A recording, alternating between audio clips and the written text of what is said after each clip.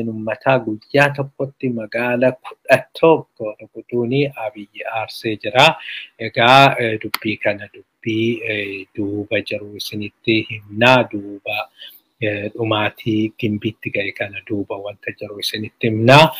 Hanga qulqulleeffannetti warra bilisiginnaa keessaas akka warruma olaanu kaabinii Shimallis keessaa akka nutti himanitti akkasitti dhiyeessinaa.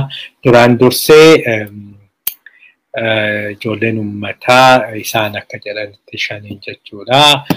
Guyyaa tokkotti magaalaa 11 irratti tarkaanfii fudhatanii keessattuyyuu magaalota gurguddaa zoonii irratti tarkaanfii fudhatanii kan godina kan naannoo irratti Gaambeellaa irratti tarkaanfii fudhatanii kuni jirra yookiin humna qabna. Akka barbaannetti isa rukutuu dandeenya kan jedhu ergaa dabarsee Abiyyii fi kana gaafa dhaga'u Abiyyiin maraatee ibsaa qabachuudhaaf homtuu isa nafne Oromiyaatti bilbilee maal abbaa keessanii hojjechaa jirtu yoo kun hundi ta'uu jedheeni Abiyyi egaa odeeffannoo inni qabateeni bulchitoota godinaa boolla keessa dhokatanii jiraachaa turan guyyaa 2-3 fi keessattuyyuu Dambiidoollootti akkasumas iddoo garagaraatti miseensonni baay'een qabamanii fudhatamanii jiru. Miseensi bilisiginnaa jechuudha. Poolisiin federaalaa akka baalatti harca'ee loltuun biyyattis hedduun akka malee rukutamanii sanarraa kan ka'e baay'ee gaddanii hunduma caala kanaa kan fakkeenya ta'uu Dambiidoolloodha jedhanii Dambiidoollootti akka gaariitti ijoollee rukuttee ganama magaala qabattee galgala ofii isaaniitii ba'anii maaliif magaala qabatanii turuun akkasuma barbaachisaa waan hin turree fi sakrifaayisii kaffalu malee magaalicha qabatanii turuun homaa isaaniin hin fayyadu. Kana keessa fakkeenya fi miidhaa ga'ee jedhamu keessaa tokko fakkeenya fi yuunivarsiitiin pirezidaantii yuunivarsiitii Dambiidoolloo kan isa eeguu federaala loltuu federaalaa 3tu isa eegaa sadeenuu hin ajjeefamanii kana kun egaa Abiyyiif riippoortii gaafa dhiyaatu Abiyyi akka malee maraate sanaan booda tarkaanfii addaa fudhachuu qabnaa jedhee har'a kunoo ifa godhee jira. Loltuu iddoo hundumaa keessattuyyuu bahaa fi jiddu galarra warra jiran komaandii Misraaq Iziimoo maalii jedhamuu fi Maakalaawii Izii jedhamurraa hir'isuudhanii loltoota hedduu gara dhiyaatti ergee loltoota hedduu gara dhiyaatti ergeen booda Naqamtee gaafa ga'anii loltoonni kunii meeshaa waraanaa harka nama dhuunfaadhaan qabataman qofa otoo hin ta'in meeshaa waraanaa makaanaayizdi ta'e taankii fi madfii qabatanii kan deemanidha. Bireenii akkasumas RPG kan Zuu 23 isaan kana wajjiniini makaanaayizdiidha kan isaan fuudhanii deemanii maaliif humni isaanii akka malee cimee jira waan ta'eef ammaanachi bal'inaan opereeshinii guddaan gaggeeffamuu qabaa jedhanii murteessanii opereeshinii kanaaf qophaa'anii kanaafi pretekstiin uumuun barbaachisaadha yookiin immoo ummata roorroo yookiin immoo ummata biratti aarii uumuun barbaachisaadha. Waan kana godhaniif akkas godhe waan kana godhaniif akkas godhe jedhanii tokko loltuudhuma loluu deeman kana meeshaa waraanaa gurguddaa dhukaasan kana akkamitti kana dhukaasna warra jedhan kana amansiisuun barbaachisaadha. Isaaf immoo pretekstiin barbaachisaadha. Pretekstii sana yookiin immoo soba wayii diraamaa wayii uumuun barbaachisaa waan ta'eef gimbii dhaqanii waboo fakkeessanii ijoollee uummataa fakkeessanii uummata nagaa erga ficcisiisaniin booda kunooti shaneetu kana godhee kunooti isa kanaafuu isaan rukutuu dhufnee uummata nagaa ajjeesanii uummata nagaa amala koofsii 200, 300, 500, 5,000, 3,000 hundumtuu akka barbaadetti kan inni dubbatu kanatu jira. Kanaafi kanarra deeme. Kan baay'ee nama ajaa'ibu egaa diraamaan kun dura kan hojjetame Tigraayitti namoonni kan wal bira qabaa jiranii Maayikaadiraa fi Gimbiidha kan isaan wal bira qabaa jiranii. Kanaaf Gimbii fi Maayikaadiraa waanuma tokko jedhe yeroo sanis tarkaanfii kana special operation jedhee special operation yeroo achitti fudhannee jira seera eegsisuudha jedheeti. Tigraay keessa waraanni kan jalqabamee fi kan galame maqaa seera eegsisuutiin. Seera eegsisnaa seerri eegamuu qabaa jedhame. Asittis amma seera eegsisnaadha kan inni jedhu garuu dubbiin seera eegsisuu miti dubbiin akka malee hamaadha. Amma qonnaan bulaan naannoo sana jiran keessattuu Wallaggaa qonnaan bulaan Wallagga jiru uummanni nagaa hedduu miidhamuu danda'a hedduun ajjeefamuu danda'a. Manneen amma meeshaa waraanaa gurguddaadhaanii gubuudhaaf deemaa jiru. Namoota baay'ees akkasitti rukutaa jiru. Duraan dursee meeshaa waraanaa gurguddaa riphee lolaadhaaf maaliif akka fayyadaman egaa ifaa miti uummata miidhuudhaaf waan ta'eef kan immoo Fiqaaduu Tasammaa jedhee jira. Qurxummii guutumatti balleessuudhaa fi haroo gogsuu jedhee jira. Kanaaf uummatatu hammatee jira. Uummatatu hammatee uummata keessa waan jiraniif kan isaan baduu dadhabanii kanaaf uummatuma wajjin balleessuu qabna kan jedhu ilaalchi jira. Jedhama kanaaf uummata keenya quba qabaadhaa.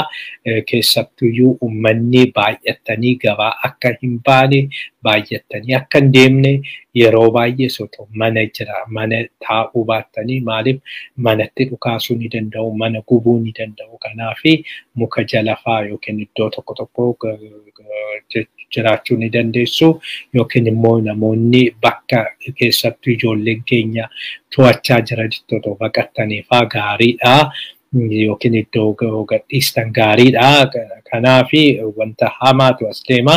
Hundumaafiyyuu egaa amma iyyisiisaa jiru wanticha akka malee akka waan addunyaan garagartee wayii Amaarri 200 ajjeefame jedhanii Amaarri 200 haa ta'u 2 haa ta'u ajjeefamuu qabu. Namni nagaa ajjeefamuu qabu. Garuu Amaarri 200 Wallaggatti gatii ajjeefamee fi kan iyyanii naannoo Amaaratti gaafa Tigraayin wal waraananii qawwee tokko jala nama 3 hiriirsanii yoo xinnaate tilmaama amma jiruuni yoo xinnaate namni 300 dhumee jira jedhama. Nama 200 kan isaan iyyan 300 ol du'ee jira siviiliyaaniin naannoo Amaaraa jechuudha.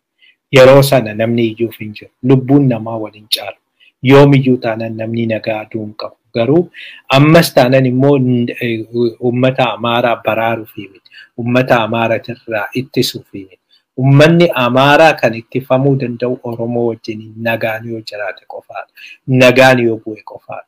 Yookiin qawwee amma hiraafii jiru jedhanii qawwee isnaayiparii hiraafii jiru jedhanii bireenii hiraafii jiru jedhanii kilaashiin hafee jiru. Kilaashiin nomaan godhu jedhanii isaanis snaayiparii qabu meeshaa waraanaa bireenii qabu isinis kana hidhachuu qabdu jedhanii mootummaan kilaashii otoo hin ta'in snaayiparii fi bireenii ittidhaa jira jedhan. Kana jechuun qonnaan bulaadha jarri kun. Qonnaan bulaa waan tokko hin beeknedha. Dhukaasayyuu yoo guyyaa tokko lama itti agarsiisan malee tooftaa waraanaa nama hin beeknedha. Woboo jechuun immoo karaa hundumaaniyyuu waggaa 2 ol warra leenji'anidha. Warra disipiliinii qabudha. Warra dandeettii waraanaa qabudha. Akkamitti qonnaan bulaa waan tokko hin beekne kan dhukaasa guyyaa takkitti guyyaa 2 itti agarsiisanii isa sanaanii woboodhaan wal waraanaa jedhanii hidhachiisu. Namni sammuu qabu kana akkamitti yaaduu danda'a? Akkamitti fala godhees ilaaluu danda'a kan. Yoo xinnaate immoo kan biraafu woboon Oromoo keessaa bahe ilmaan ijoollee uummataati. Woboo tuquu jechuun uummataan walitti bu'uu jechuudha. Kanaaf uummata lamaan walitti buusuu jechuudha. Mootummichi kanaaf itti gaafatamuu qaba. Namni kana gaafatu namni yeroo hunda uummata Amaaraa hidhachiisaa jedhu hundi dhumaatii Amaaraa adda dureen itti gaafatamuu qaba. Maaliif Amaaraa hunda wajjin diina kan godhaa jiru isaan uummata Amaaraa. Uummanni Amaaraa diina addaan qabu. Uummanni Amaaraa waan diina addaas hin qabu fira addaas hin qabu. Uummata Amaaraa diina hundumaa kan gochaa jiranii fi akka barbaadan kan gochaa jiran isaanidha. Uummanni Amaaraa akkuma uummata kamiyyuu firri qaba diinas qaba. Uummanni Amaaraa bakka fe'ee deemee jiraachuu ni danda'a. Akkuma saba kamiyyuu. Amma garuu diinummaa walitti uumameen Oromoon kaaba deemee hojjechuu hin danda'u. Kaaba Amaarri Oromiyaa dhufee hojjechuu hin danda'u. Kibba deemee hojjechuu hin danda'u. Kana hunda kan fide immoo Abiyyi. Kana Abiyyi morminee Abiyyi morma qabnee ofirraa kaasoo wallaalleeti deebinee walitti garagarree wal nyaanna. Kanatu sana godhe jedhame. Kanaaf inni kun sirriitti irratti hojjetamuu qaba. Uummata keenyaa kana egaa quba qabaadhaa. Gama biraatiin qeessonni Faannoo fi Abiyyi walitti araarsuudhaaf marii teessee jirti. Abiyyis dubbisanii jiru. Abiyyis dubbisanii nugusa koo maal taatee nugusa koo michi maaltu si dha'ee seexana maaltu sitti galee siifaa kadhannuu jedhanii masqalii dhungachiisanii xabalatti facaasanii Faannoo wajjiniin waliin lolinee Faannoo wajjiniin wal lolu jechuun nama akka keetii Itoophiyaawii kanaa fi gaarii miti. Durumaayyuu Itoophiyaanistiin turre Itoophiyaawiin turre maaltu sitti galeeti kan paarlaamatti akkasitti dubbattu paarlaamatti akkasitti arrabsitu jechuudhanii Abiyyi dhiifama gaafachiisanii achiin booda Faannoodhaan walii galchaa jedhanii jiru. Kanaaf egaa amma ishiin aariin yeroo sana kana na godhanii sana na godhanii suni amma xinnoo tasgabbooftee jirti. Dubbiin gara Oromiyaatti deebi'ee jira. Jarri hin sobu malee waliin miidhanii hin sobu malees waliin godhanii homaa waliin godhanii. Kanaaf Abiyyi walumaa galatti Abiyyi jechuun Amaara jechuun Abiyyi kaayyoon isaas ilaalchi isaas uumamti isaayyuu waan alleen isaa isaan gammachiisuudhaaf isaanis isa gammachiisuu duubatti hin deebi'anii maaliif isaan walitti bu'anii homaa waan tokko argachuu hin danda'an hin miidhamu malee waan tokko wanti isaan argatan hin jiru. Kanaaf kana ilaaluudhaan qeessonni egaa walitti araarsaa jiru. Walumaanuu ilaallamee wantichi garamitti akka deemu. Gama biraatiin miseensonni nama paarlaamaa dhiitanii ba'anii jiru. Kun egaa tarii akka mormiitti gaariidha. Akka mormiitti ba'uun isaanii gaariidha. Wanti kun baratamus qaba. Paarlaamaa keessatti paarlaamaan hin ta'uuf taananii ba'uu ni danda'a. Akka seerri biyyattii sanii eeyyamuu baatus iddoo biraatti ni eeyyamama. Amma garuu seerri sun hin jiran itti fakkaata. Kana dura seerri kun kan ba'e bara 2005 yeroo paarlaamanii keessatti mormitoonni hedduun warri qindoominaa isaa ta'anii ofii qofti kophaa nama 52 yeroo filachiise sanitti guyyaa jalqaba walgahii gaggeessanii ofii paarlaamaa biyyattii keessaa nama 52 argatee ofedeen immoo nama 11 argatee walumaa galatti hanga nama 73 qabu paarlaamaa keessaa. Gaafa sana garuu gaafa dhumaa sanaa gaafa jalqabaa sanaa ajjeechaa hedduun ga'ee jira. Rakkoo guddaan ga'ee jira jechuudhani dhiitanii ba'anii erga dhiitanii ba'aniin booda dambii naamusaa miseensa paarlaamaa jechuudhani yeruma sana guyyaa sana booda mirkaneessanii achiin booda miseensi paarlaamaa tokko paarlaamaa dhiitee hin ba'u kan jedhu dhiitee ba'ee tarkaanfii irratti fudhatamaa jedhanii seera baasanii achiin booda seerri suni hagammaa waan fooyya'e nutti hin fakkaatu. Sana warri naamaan beeku har'a 5 ta'anii wal qabatanii